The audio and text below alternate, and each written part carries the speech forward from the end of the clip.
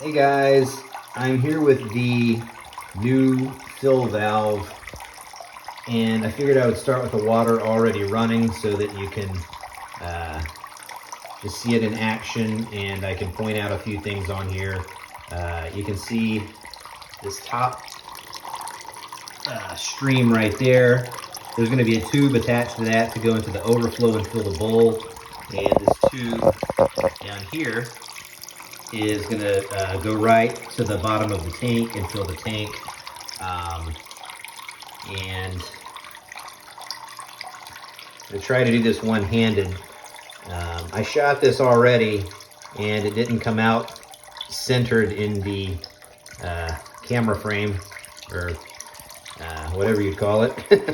And it sort of cut off this the picture of the fill valve, so you really couldn't see the entire thing. So the first time I had the camera propped up, this time I'm just going to hold it and try to do this one-handed.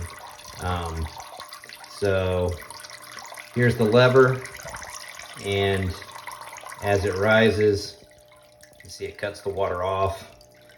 And down there, that's just the secondary tube that's continuing to run.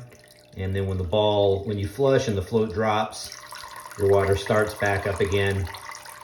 And then the tank starts to fill, shuts the water off, and then you flush again, and your water starts back. So that's basically how this thing works. And I'm spraying water all over the place.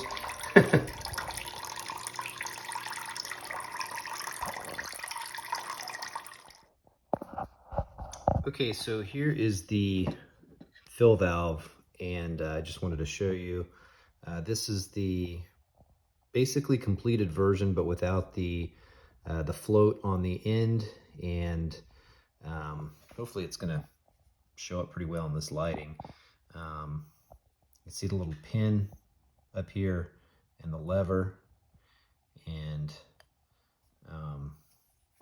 if you move trying to do this one-handed here, you can see the pin going down, and there's resistance. The diaphragm underneath is providing resistance like a spring action. So that's why it pops back up like that. Now this took me a while since I thought that I had it working before. I guess it had worked, and then I tried it again and it was leaking. But the initial design was this little piece, these two little pieces right here. And it initially was not meant to be taken apart. See, this one has the nuts and bolts going through there so that you can take the top off of it. And if I figured I would do it that way because I was thinking that if any part of it was going to wear out, that, you know, a part that needed to be replaced, it would be the diaphragm in there. So I figured, you know, I need to make it to where I can take the top off of it and then simply put a new diaphragm in, bolt it back down, and it's ready to go. So the initial design was not made that way. The initial design, as you can see, it's just this diaphragm piece is just glued on. So I thought that if I made it this way and the diaphragm were to wear, you know, become worn and not work very well, it would be hard for whoever had this. If I sell this, it would be challenging for that person to take this off. They'd have to, you know, have like a razor and sort of like scrape it off of there and then try to find a new way to, you know, they'd have to essentially glue a new one back on.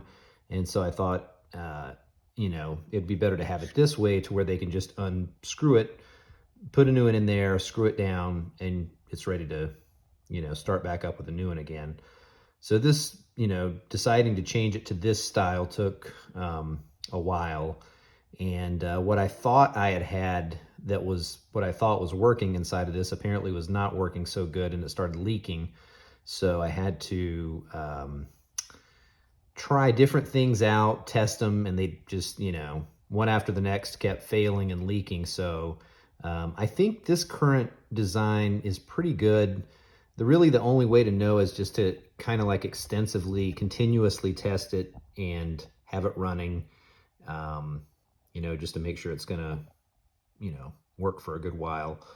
But basically, what I did is, see, the brass tube comes up in here, and I put, there's the diaphragm type piece also acts as a seal. So there's between where these nuts and bolts pinch down the top to the bottom, there's a flexible seal, you know, that seals, basically just seals the two together. And then there's like a little air-filled bulbous type part that when the pin pushes down, that part pushes down on top of the brass tube, which shuts the water off. And it seems to be working pretty good. So just gonna have to install it, put it to the test. But I think it turned out pretty nice. I might have to adjust this to where I might need to change hands here, to where I end up having to bend this downward, so it's not straight, it goes straight and then down. So I've seen some real ones in real life where they end up doing that, bending the rod downward so that the float starts off lower in the tank. So anyway, here's the, I want to show you this again. This is the original design. See, this worked great, pretty flawlessly, but I just was thinking, you know, if this thing wears out and somebody has to replace it, that's not going to be a very good situation. So they probably just have to somehow, they probably end up breaking it, actually trying to fix it.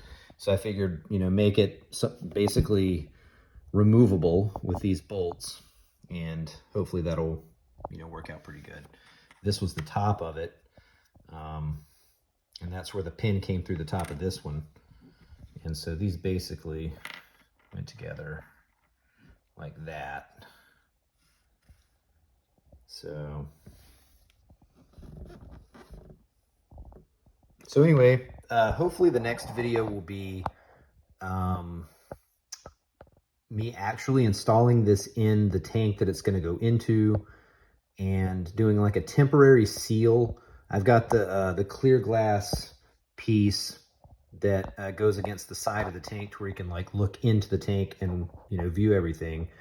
And I'm just going to see if I can temporarily seal that up to where I can have this thing installed and test it out, and you can watch the float rise and shut it off and everything like that. So hopefully that should be the next video. And yeah, I think that's it, and I will see you guys then.